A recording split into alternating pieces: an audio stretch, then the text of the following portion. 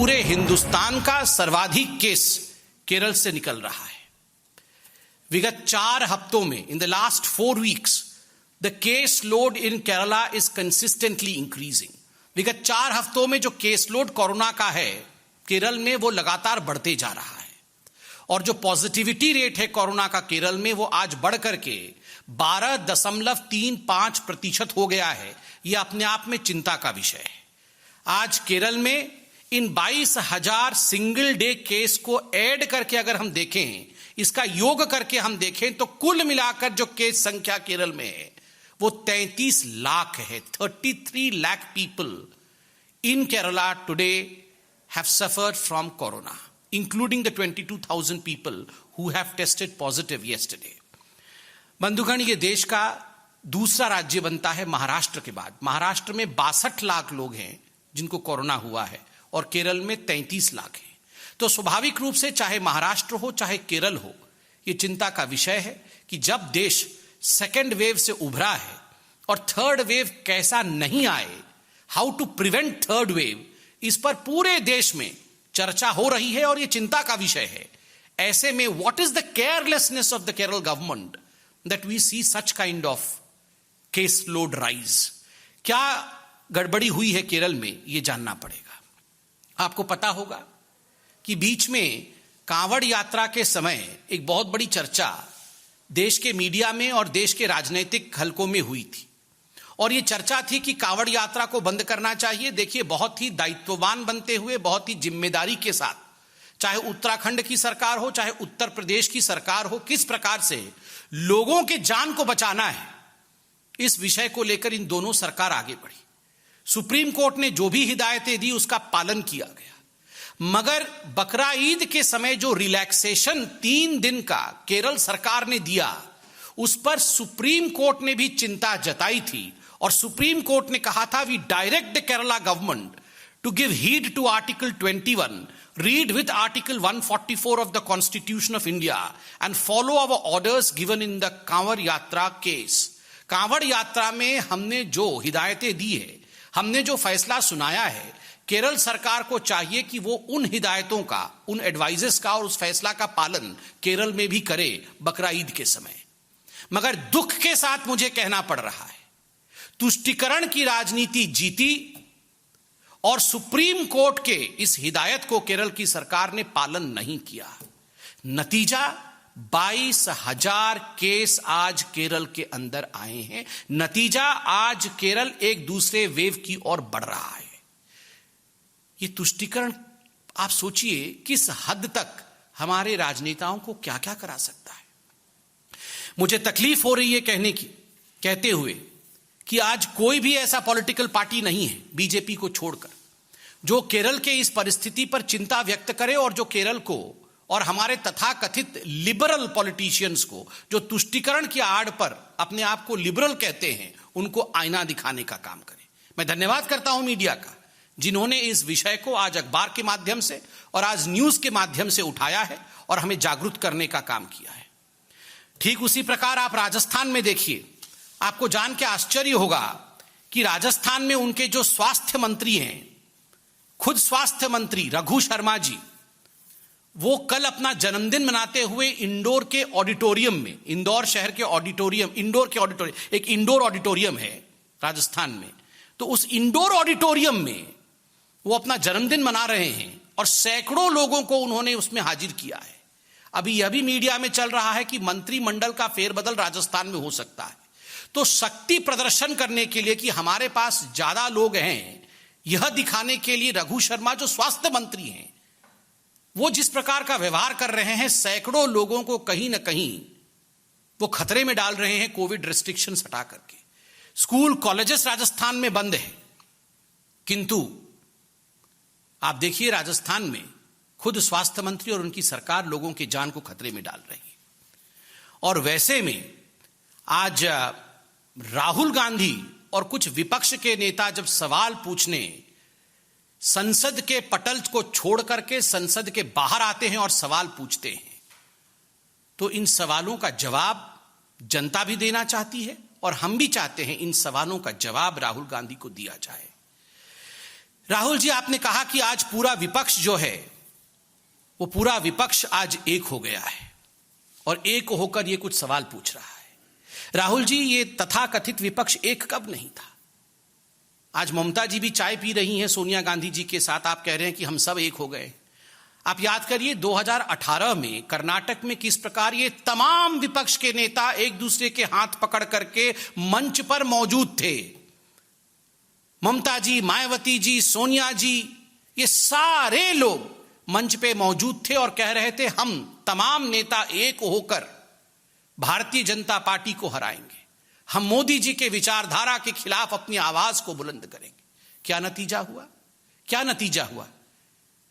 जनता जनार्दन है। राहुल गांधी, अखिलेश जी एक साथ साइकिल में बैठे थे, दो अच्छे लड़के यूपी के निकले थे साइकिल पे। क्या नतीजा हुआ उस साइकिल यात्रा का? क्या नतीजा हुआ इन सबके गठबंधनों का? कुछ नतीजा नहीं निकला। 2019 के लोकसभा से पहले भी कलकत्ता के अंदर किस प्रकार ये तमाम नेता पुनः एक बार एक हो गए थे कि हम विपक्षी लोग सब एक हो गए। क्या चाहते हैं ये जो विपक्ष है जिनको आज आप देख रहे थे, ये क्या चाहते हैं? ये इन तमाम लोगों की एक ही मंशा है अपने परिवार को बचाने की। बस आपको क्या लगता है अखिलेश यादव जी की पार्टी क्या चाहती है कि भारत का जो है स्वर्णिम युग वापस आ जाए? कदाचित नहीं। वो सिर्फ इतना चाहते हैं कि हमारे बच्चे कैसे सेटल हो जाएं। आपको क्या लगता है लालू प्रसाद यादव जी की पार्टी क्या चाहती है कि पूरे हिंदुस्तान में चमचमाती सड़कें बन जाएं? कदाचित नहीं। वो सिर्फ इतना चाहते हैं कि हमारे दो बेटे कैसे बस ठीक ठाक लग जाए, किनारे लग जाए, राजनीति में आ जाए। आपको क्या लगता है शिवसेना क्या चाहती है कि किस प्रकार से महाराष्ट्र उन्नत महाराष्ट्र बन जाए? बिल्कुल नहीं। वो सिर्फ किस प्रकार परिवार आगे बढ़े उसकी चिंता करती है। आपको क्या लगता है कि ये कांग्रेस पार्टी, सोनिया जी, प्रियंका जी, राहुल जी घर में बैठ के ये चिंता करते होंगे कि फिर से हिंदुस्तान को सोने की चिड़िया बना देनी है? बिल्कुल नहीं। राहुल और प्रियंका कैसे राजनीतिक रूप से सेटल हो जाए, इनकी एक ही चिंता है। नरेंद्र मोदी जी जो किसी राजनीतिक परिवार से नहीं आते हैं, उनकी एक ही चिंता है, हिंदुस्तान को विकास के पथ पे सेटल करना है। इसीलिए जनता जनार्दन आपके इस विपक्ष के एक होने के नाटक को सब समझती है, अच्छे तरह से समझती है। दूसरा प्रश्न राहुल जी ने उठाया कि हमारी आवाज को पार्लियामेंट में दबाया जा रहा है। राहुल जी, कौन किसकी आवाज दबा रहा है? ये हिंदुस्तान की जनता आज टेलीविजन के माध्यम से देख रही है, सब कुछ टीवी पे आता है। कौन दबा रहा है आवाज को? मैं जनता से पूछता हूं, मैं भी साधारण व्यक्ति हूं। आप बताइए, ये कोविड के समय जब दूसरी लहर चल रही थी, जिस समय कई लोग अपना दम तोड़ रहे थे, ये सारे कांग्रेस के नेता ये क्या कह रहे थे? राहुल जी क्या कह रहे थे? अभी बुलाओ, विशेष सत्र बुलाओ, अभी हम कोरोना के ऊपर चर्चा करना चाहते हैं। We want to discuss about corona, we want to discuss about Covid. उस समय आप विशेष सत्र बुलाना चाहते थे। आज वास्तविक सत्र चल रहा है, उसमें एक दिन कोरोना के ऊपर चर्चा नहीं, एक दिन कोविड के ऊपर कोई चर्चा नहीं। जब आदरणीय प्रधानमंत्री खुद कहते हैं आप तीक्ष्ण सवाल पूछिए, कठिन सवाल पूछिए, हम जवाब देंगे, यही लोकतंत्र है, तो आप सवाल पूछते नहीं है कोरोना पे। जब आदरणीय प्रधानमंत्री जी मीटिंग रखवाते हैं कि सभी पार्टी के लोग, सभी दल के लोग आए, हम एकजुट होकर बैठेंगे, तीसरी लहर में किस प्रकार लड़ाई लड़नी है, हर जिले में कैसे एक ऑक्सीजन प्लांट खुलना है, उस पर हम चर्चा करेंगे, तो ये कांग्रेस वाले नदारत रहते हैं। उस समय वो दिखते नहीं है, वो उस मीटिंग का बहिष्कार करते हैं। जनता जनार्दन सब देख रही है। राहुल गांधी, आज आप कह रहे हैं हमारे लिए पेगासस सबसे महत्वपूर्ण है। हमारे एक झूठे मुद्दे को, एक मैन्युफैक्चर्ड मुद्दे को आप कह रहे हैं कि ये हमारे लिए सबसे महत्वपूर्ण है, हमारे लिए कोरोना महत्वपूर्ण नहीं है। आप लोगों के जीवन के साथ खिलवाड़ कर रहे हैं। लोगों ने आपके कुछ सांसदों को चुना है और भेजा है, उन इलाकों के लोगों का जीवन भी महत्वपूर्ण है, उनके साथ खिलवाड़ करना उचित नहीं है, यह आपकी जिम्मेदारी नहीं है। आप जनता जनार्दन की आवाज को दबा रहे हैं पार्लियामेंट में। तीसरी बात, राहुल गांधी ने कहा कि उनके फोन में हथियार डाल दिया गया है, कि हमारे फोन में हथियार डाल दिया गया है। राहुल जी, हथियार डाल दिया गया है आपके फोन में, तो आप इतने दिन तक बैठे क्यों हुए? आपको पता है आपके फोन के अंदर हथियार है। आप हथियार निकालने के लिए फॉरेंसिक डिपार्टमेंट गए, आप पुलिस थाने में जाके हथियार निकालने के लिए एफआईआर किया आपने। आप बताइए, आपको अगर हम में से किसी को पता चल जाए कि हमारे फोन के अंदर हथियार है, तो हम हाथ पैर धर के घर में बैठेंगे? बिल्कुल नहीं। हम जाके हथियार निकालें? कोई हथियार नहीं है। जो चीज है नहीं उसका हथियार बना करके पार्लियामेंट को रोकना, एक नॉन एग्जिस्टेंट इशू को इशू बना करके किस प्रकार वो हथियार के रूप में काम करे ताकि ये लोग पार्लियामेंट से नदारत रहे, ताकि असली मुद्दों पर चर्चा ना हो, ताकि पार्लियामेंट स्टॉल हो जाए, यही इनका हथियार है। आज भी इस मंच से मैं कहना चाहूंगा, राहुल जी, आपके फोन में हथियार है तो तुरंत फोन को जाके पार्लियामेंट के थाना में आप सरेंडर करिए, हथियार निकलवाइए।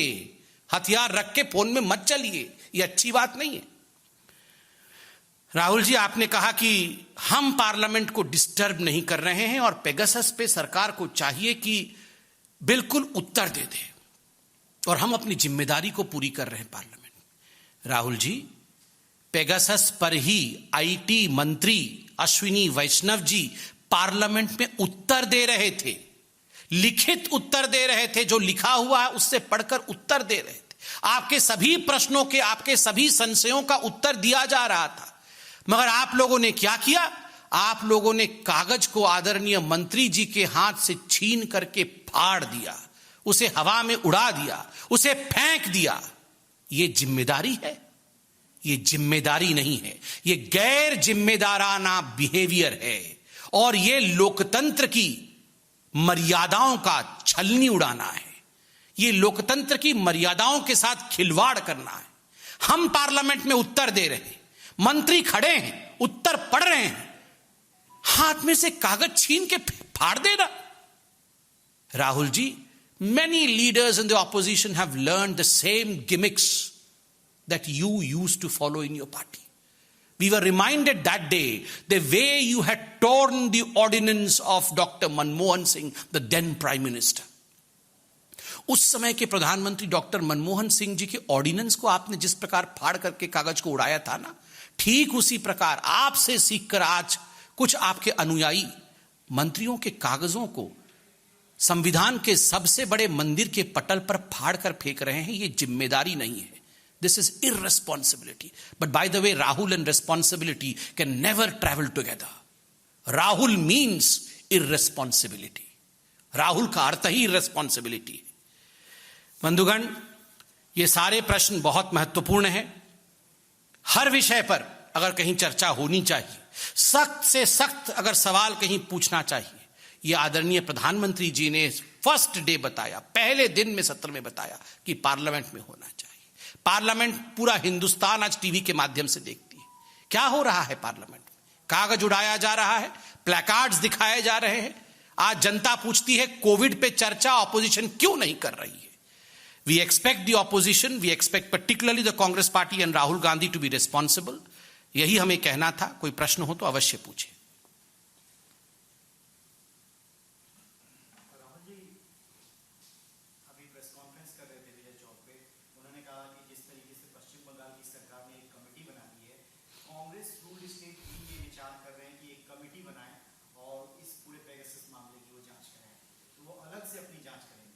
देखिए राहुल जी, अलग से जांच कराना चाहते हैं तो उनके फोन के अंदर हथियार है, उसकी जांच कराना चाहते हैं तो सिंपल है बहुत। अपने फोन को फॉरेंसिक डिपार्टमेंट में दे दे, पुलिस में एफआईआर कराएं और कहें कि मेरे फोन में हथियार है। ये एफआईआर करते नहीं है।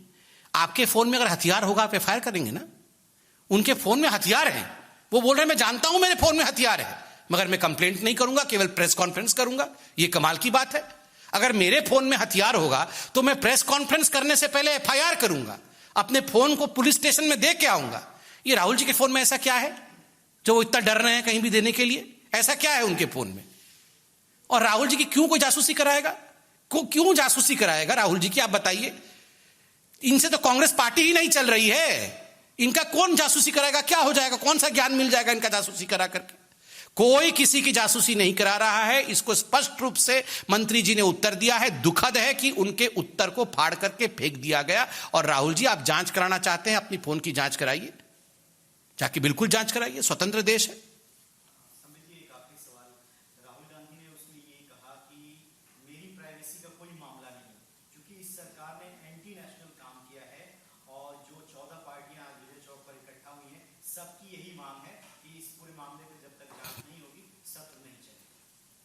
आज राहुल गांधी जी ने दो शब्दों का इस्तेमाल किया है, एंटी नेशनल और ट्रीजन।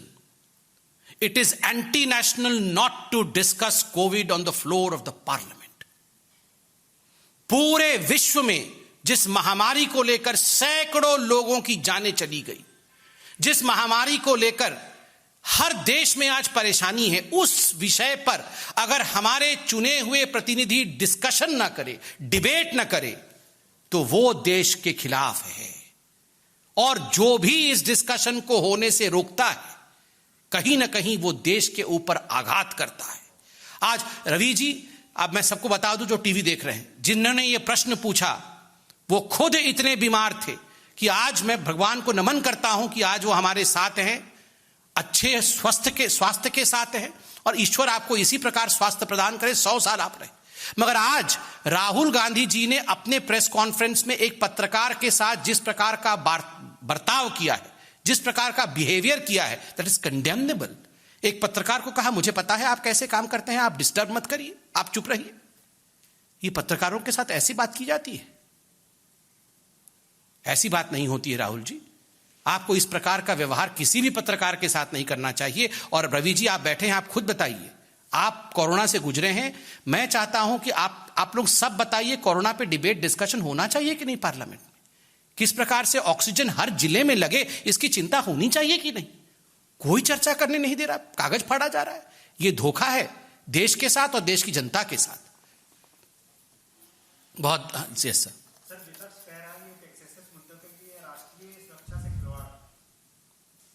देखिए, आज विपक्ष कहीं ना कहीं, और खास करके राहुल गांधी, कहीं ना कहीं there is a bankruptcy in the thought process.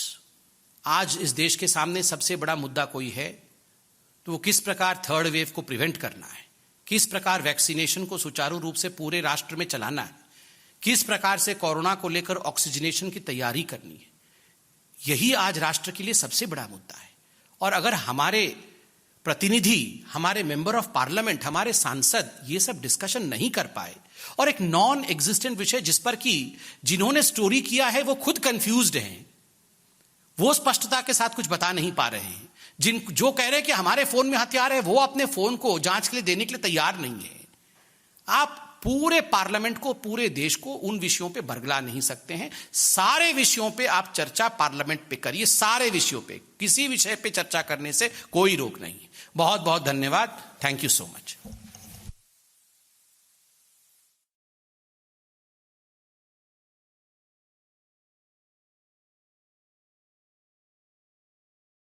All right, so right after the opposition party briefing that was led by Congress MP Rahul Gandhi, we're looking at the reply that is coming on part of the government side, and the BJP spokesperson there, Dr. Sambit Patra, pointed replies that has now been given to what Rahul Gandhi has been raising in his presser, the briefing, especially when he raised the issue of the Pegasus snooping gate, and has been saying that we are not the ones, the oppositions and parties are not the ones which are the obstructors on the floor of the House as the pandemonium and chaos continues. We're looking at one of the parliament houses also to reconvene at 2 p.m. Even as we're looking at multiple adjournments that take place in a single day, we are still looking at the opposition trying